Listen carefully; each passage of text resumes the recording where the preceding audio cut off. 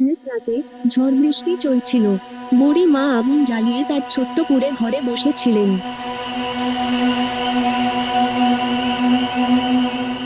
হঠাৎ দরজায় ঠক ঠক আওয়াজ হলো। বুড়ি মা দরজা খুলতেই দেখলেন সামনে দাঁড়িয়ে আছে এক কালো ছায়ার মতো কিছু, একটা ভয়ঙ্কর ভূত।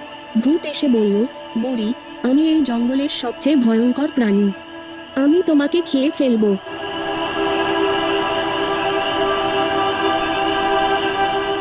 বুড়ি মা খুব চালাক ছিলেন। তিনি বললেন, হায় রে, তুমি কি জানো, এই জঙ্গলে আমার বাঘ নাতি আছে। সে তোমার থেকেও ভয়ঙ্কর। ভূত হেসে বলল, বাঘ? ও তো শুধু দৌড়ায় আর গর্জায়।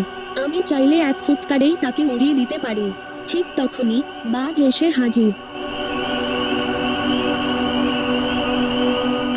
ভূত আর বাঘ একে অপরকে দেখে ভয় পেয়ে গেল, কিন্তু নিজের শক্তি দেখানোর জন্য তারা এক প্রতিযোগিতা ঠিক করলো।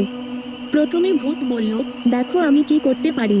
সে একটা বড় গাছের পাশে গিয়ে দাঁড়ালো, আর এক নিমিষেই অদৃশ্য হয়ে গেল।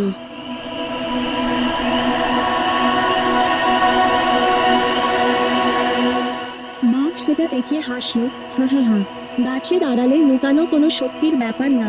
আমার খাবার এক আঘাতে গাছ ভেঙে ফেলতে পারি। বুড়ি মা বুঝলেন এরা দুজনেই একে অপরকে ভয় পাচ্ছে। তিনি বললেন, এইভাবে ঝগড়া করে লাভ নেই। তোমরা যদি সত্যি ভয়ঙ্কর হও, তাহলে একটা পরীক্ষা দিই। যার গর্জন শুনে জঙ্গলের সব প্রাণী পালাবে, সেই হবে সবচেয়ে ভয়ঙ্কর। বাঘ গর্জন করলো, কিন্তু আশেপাশের প্রাণীরা একটু ভয় পেলেও পুরো জঙ্গল পালালো না। তারপর ভূত তার ভয়ঙ্কর শব্দ করলো, কিন্তু বাঘ তখনও দাঁড়িয়ে রইল। বুড়ি মা সুযোগ বুঝে বললেন, দেখলে তো, তোমরা কেউ কাউকে হারাতে পারবে না। তার চেয়ে বন্ধুত্ব করো আর আমার সাথে চা খাও।